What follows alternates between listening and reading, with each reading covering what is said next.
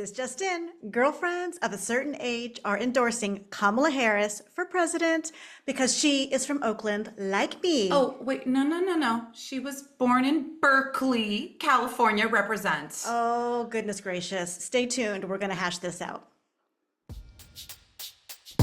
We're girlfriends of a certain age. In midlife, we got a lot to say. So let's get loud. We won't fade away. 'Cause we're girlfriends of a certain age. Hello, girlfriend. How's it going? Hey, girlfriend. It's good. We're back. We're back. We're back. We took a summer break, y'all. And wow, some things have been going on since we took a little breather, including the endorsement of Kamala Harris. And we are all fired up. Oh my gosh. I mean, the texts between the two of us have been incredible. I was in another state and we were processing from Yes. afar. Yes. And so now we get to do it in person and bring our girlfriends along with us. So stay tuned. We're going to have a lot of fun on this one. Yes, we are. So we're diving in. We're diving in about why we are endorsing her, what makes us so fired up, because it's personal, y'all. All right, I'm going to start. I'm going to make my case for Berkeley. So I'm a Berkeley native, Berkeley, California, in the Bay Area, specifically in the East Bay. We're very, proud about being East Bay folks. And Kamala grew up there for a very significant part of her childhood.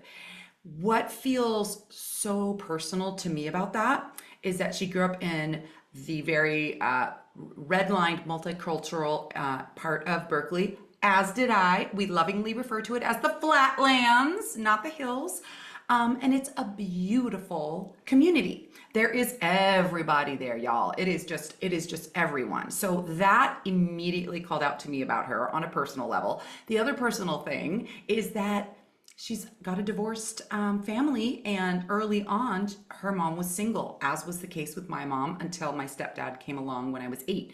So I was raised by the women in my neighborhood. Yes. I was raised by lots of different women, including some very strong, influential Black women, and I am indebted to them forever. I love them dearly, and it really shaped me. And so I know this is going to be a very different experience than yours, being a white woman, but already having that sort of pride around it being this multicultural, incredible woman representing, living in Berkeley, don't get it twisted, and just being kind of like the best of the Bay, in my opinion. So that is the personal.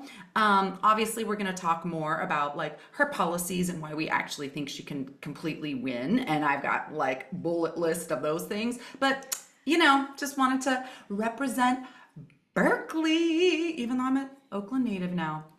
Fair enough. Yeah. I mean, you're all of it, just like our girl Kamala. I mean, there's something that I think so many of us now are getting to relate to, that there are so many parts of her ambitious nature, or the way her relationship appears, But as an Oakland native, born and raised myself, I remember so clearly when she kicked off her presidential campaign the first time.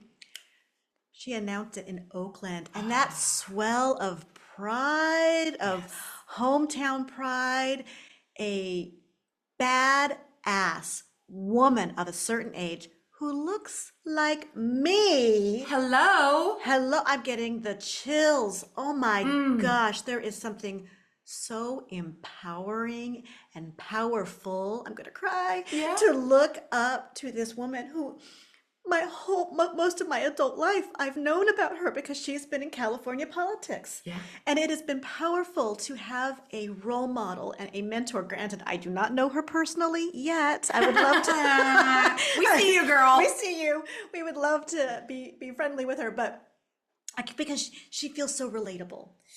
I feel like she could be sitting in here between the two of us and just being down home and walking over to Arizmendi with us and grabbing a slice and just doing the things.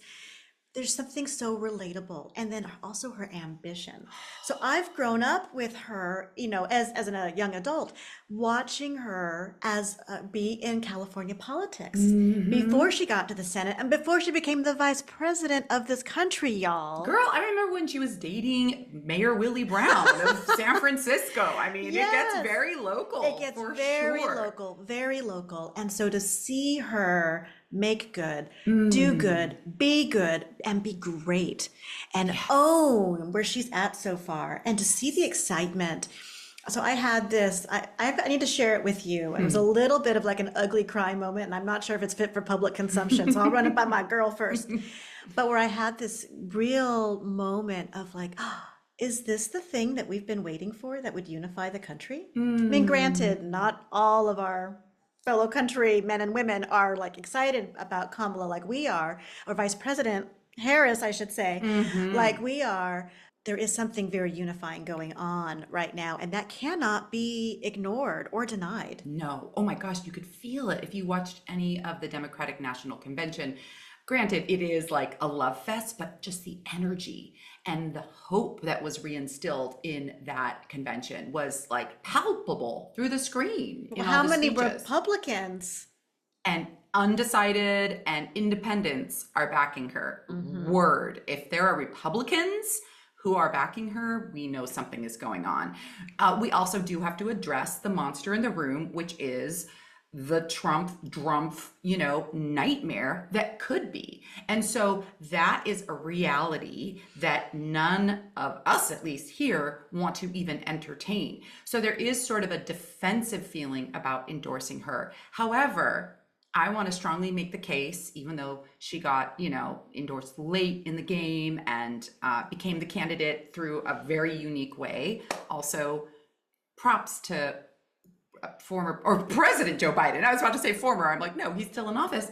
That was a really hard thing to do for an older president, and he did it. And he did it. And he did it. But she is still qualified. All of those things still, because people are saying, oh, she's, all these awful things they're saying. No, she's 100% qualified, and we know the reasons why, right? Well, and she's a million times more qualified and competent than her opponent. Absolutely. And watching his campaign be treated like a normal campaign is really, I mean, even my children are like, I don't understand how a felon is running for president and being taken seriously. And I'm like, oh, children, yes, mommy has no words for the state of where we are right now. I mean, I think the weird thing caught on because it encapsulates what he is. I think they're onto something. And yes, you're right. I think we've gotten so used to his bizarre rhetoric and hateful ways that it's gotten normalized. Right. And there is nothing about Trump that is normal. And like you said, there is so much about Kamala Harris that is normal, that is relatable, that is grounded. And so I think that in and of itself is why we are seeing so many Republicans and independents and people reconsider who can actually take our country forward versus this goofball that wants to take us back to, I don't even know when anymore. Dark ages. I mean, that 2025 is terrifying. It is insane. And I know we like to make fun of it. I know at the convention they brought out the ginormous book that could, someone said, kill a small rodent and democracy at the same time. However, it's real. It's real. It's the Handmaid's Tale brought to life with policy, with educated, smart, and sophisticated people putting those plans together. And Trump and JD Vance, his vice president running, are absolutely all embroiled in that. They're trying to claim that they don't know anything about it. They're trying to distance themselves. Oh, please, we see right through you. We know exactly what's going on there. So many reasons why I wanted to just name him, even though I don't want to really give him too much oxygen because we're here to celebrate and endorse Kamala. Right. But that's realness. It is real. And it is. So, I'm thinking about what our beautiful former First Lady, Michelle Obama, and if you haven't heard Jessica's take on this speech, oh my goodness, the link is below to her Substack. You have to check this out, why it was so powerful. You did a really beautiful Michelle job on that. Obama's speech, oh my God, that was fire. That was literally the title of the essay, and yes, all Yeah, the things. She absolutely. was amazing. Amazing. But she charged all of us with doing something. And this is you and me coming together and doing something, right? To Indeed. come out swinging for in support of Kamala Harris and her presidency. I'm future presidency. Ooh, that rolled right off the tongue. Ooh, it did. And we were talking about this texting, or I think maybe it was at our mind meeting that we had for season 6, y'all. Oh, yeah. Woo! Ah. So I think we were having our meeting about this and talking about all of the Zoom gatherings that immediately popped up. And it was white women, black men, and then a unifying meeting. They broke Zoom. I was on one of those, and it only lasted a little while, but the amount of support, the outpouring, I think we all could exhale. Yes. I think there's a feeling. And so here we are exhaling now. Right. Yeah. So I have an interesting thing for us to discuss, because I have heard this question come up a lot, which is she electable? Is America ready for her? And my 2 cents about that is she's ready if we elect her. She's ready if we can get behind her. Like, we have the power to make her ready. Yes. It's not like she has to do anything. It's are we individually ready? We have to remember that these last couple of elections were the tightest margin, 20,000 votes. So we have to get ready. And I think in our conversations with people who are also a little concerned about that, I mean, here she is. This is who we are now getting behind. But we are ready. I believe that in my bones that we're ready. I think we've been ready. And just like you were saying at the beginning, she is who we need right now. We need that prosecutor who is going to take down this felon. We need a woman who is going to stand up for women's reproductive rights. We need a woman who is going to champion the middle class and working people and not just hook up her billionaire buddies, because she's not a billionaire. We know where she came from. Yeah. That's really powerful. It's a really powerful way of putting it. And I imagine that every president who wins has imposter syndrome, probably maybe even the whole term on some level, to step into that role.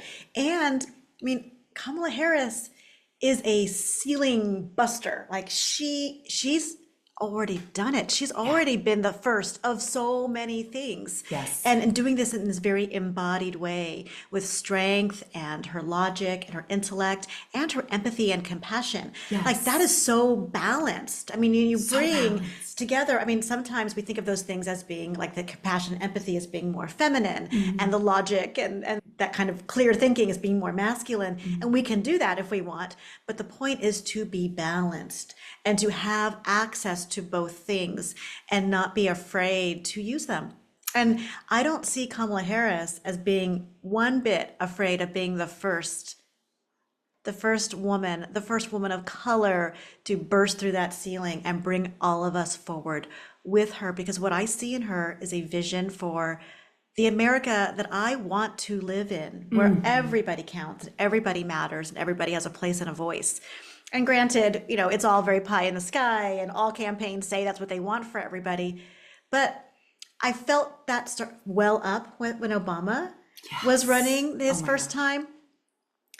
And then, life just kept going. And then we had this massive backlash. We sure did. And so we need to have another massive backlash so our country can find its place to the center. Yeah. You've heard me say this before. I really believe that humans tend to go from one extreme to the other, but it's all in service of finding that place where we can be more balanced.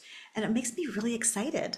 And I would say too, because I think that there are parallels, between Obama and Kamala, as just far as identity politics and them being a first. And also I want to thank you and appreciate you for pointing out that she's been a first most of her life. Yes. And I know that you can identify that with that as well. She was probably the first in most of her classes. Like, hey, are there any other multi-ethnic girls who look like me? Like, maybe in Berkeley, but maybe not. She was bused into a different zone. So she's been a first, and she's the vice president as a first. So that is a really good point, that she can handle being the first. It's like, can everybody else, right?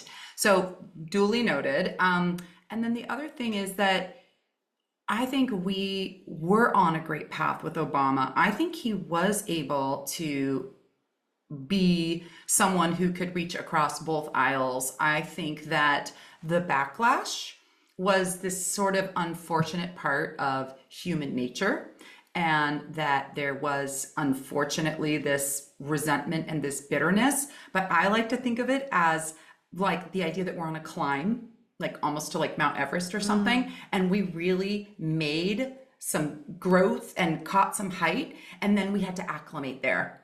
And then there was a little slipping back, because that's what we humans do. Or a lot of slipping back. I mean, some of the Yeah. shit we've been wading through. Maybe we fell back down the mountain. Maybe think we fell all the way back down. But we didn't crash at the bottom, We didn't. right? We've been caught, and now there's hope. And before, we were waiting for one person to use their pickaxe and pull us all up, but now we're all pulling out our axes.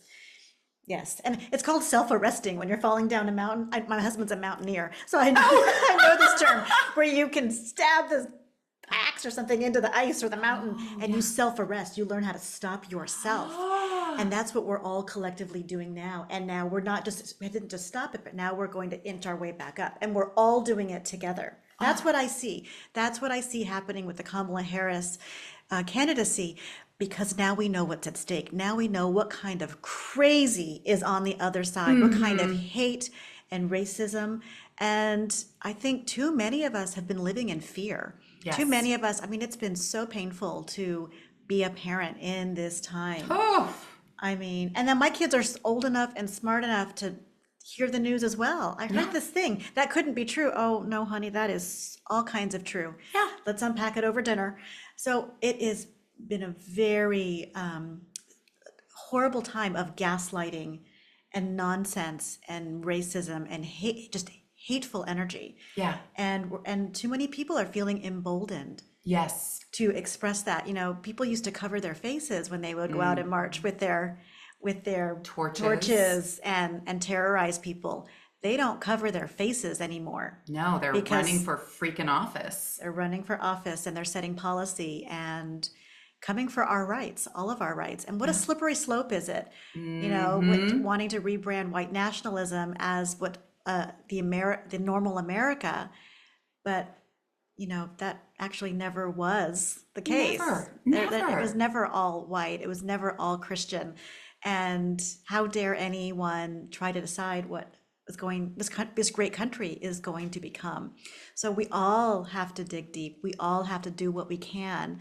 And you know, this is us. Yep. This is one of the things that we're doing. Exactly. On this platform, it's our mission is to elevate and give a platform for girlfriends of a certain age. And who could we better serve and prop up right now than Kamala Harris? So this is one step we can do. If you feel compelled and excited about this, share this with someone else who you think maybe wants to hear some of these discussions and points of views. And then I think also all of us really can roll up our sleeves and just do a little something, right? Whether that means trying to get on a Zoom call like I did, or donating a little bit, doing any kind of grassroots canvassing that you can, making calls. I know that there's text and call centers where you can just do it from your home. Oh. Yeah, you don't have to show up at a center anymore. But sometimes I think that feels overwhelming to a lot of people who are quite busy. Even just having like heart-to-heart conversations with those friends and family members who are possibly still undecided, I think can make a difference. One other thing I remember hearing a politician say, and I wish I could remember which one, but I've been listening to too many lately, is we don't need everyone, we just need enough people. Right. So almost like in our Recovering Good Girl identity on this show, when we talk about narcissists, when we talk about truly toxic people, let's not waste our oxygen on them. Right. They're not who we're trying to win over. That is just a waste of our good energy and our good time. So if you recognize that there's people in your life, in your family, I'm sorry, but we know this is happening. I just, don't get sucked into that black hole if it feels like a black hole. But for other people where there feels like there's some wiggle room and some curiosity, I think just listen. Right. And try to just hold up that optimistic idea that we're talking about here, that we all have our, what did you say, pickaxes? Yeah. And we can all Self-arrest and get Self-arrest. ourselves back up where we need to be. get ourselves back up where we need to be. Yeah. Yeah, I feel it. Are you feeling it? I'm so fired up and excited. And this is one of those things too that feels very powerful for me personally about being in midlife. All of a sudden I'm so interested in politics. Yes. I have energy for it. I'm participating. I'm showing up. I'm thinking. I'm reading the articles. I'm watching the interviews. I watched as much of the DNC as I could with soccer schedules and all the things. I was watching a lot of clips afterwards. Yep. And recordings, but I'm making the effort. Yeah. And I'm a busy mom at the beginning of the school year. I'm like, my hair's on fire in some ways. And yet it is so important to me. And I have this energy now. Yes. And we've talked about this at great length, especially around supporting women's rights, around our bodies and having access to birth control. And this is just so important that I love what Kamala says about we trust women. Yes. And so for me too, I'm going to go ahead and say it. I've been wanting a woman to lead this country for a long time, and it felt a little bit like a pipe dream. And here we are. Here we are. Here we are. It's, I find that, when women get to the top, when good women get to the top, they bring everybody forward with them. Yes. And I find that in my experience, they're much less likely to let that power go to their head, right? And become that power grab, like we're seeing a lot of crazy billionaires and their buds doing right now, acting a fool all over the place. I'm my seeing some goodness. really weird stuff. Oh my goodness. And so when women lead and lead with compassion and empathy and their smarts and their logic, really bring all those things together, magic happens. And that is what I am voting for. That is what I am supporting. That is what I believe in. And that's what I'm putting my energy into. I am right there with you. I back you up. I back her up.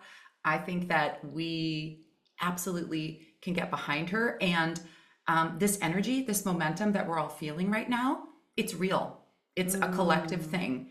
So let's let that help energize us through the beginning of school and our work and all of our other obligations, just so that we can really make this happen. It's going to be in November. I mean, we can start counting the days, and the pressure's on. There is some pressure. So let this excitement motivate us to do and stay informed in any way we can. Obviously, take some breaks when you feel like you're on overload. Self-care is going to be incredibly important.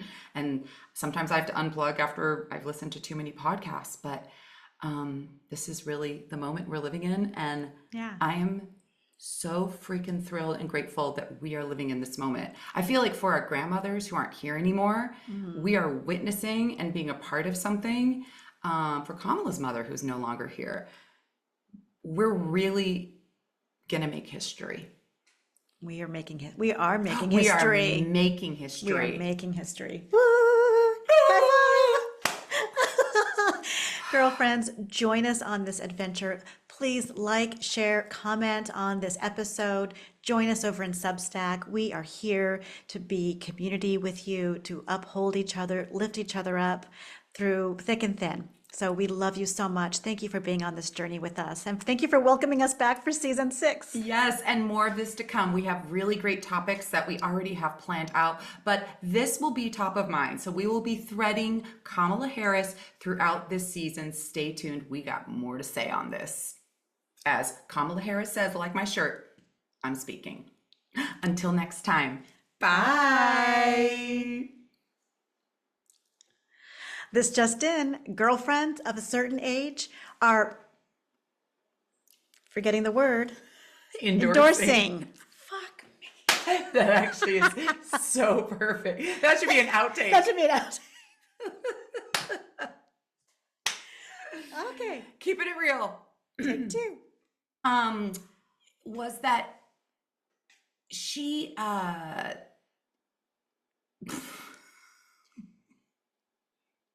Keeping it real. I swear to God, I had a thought.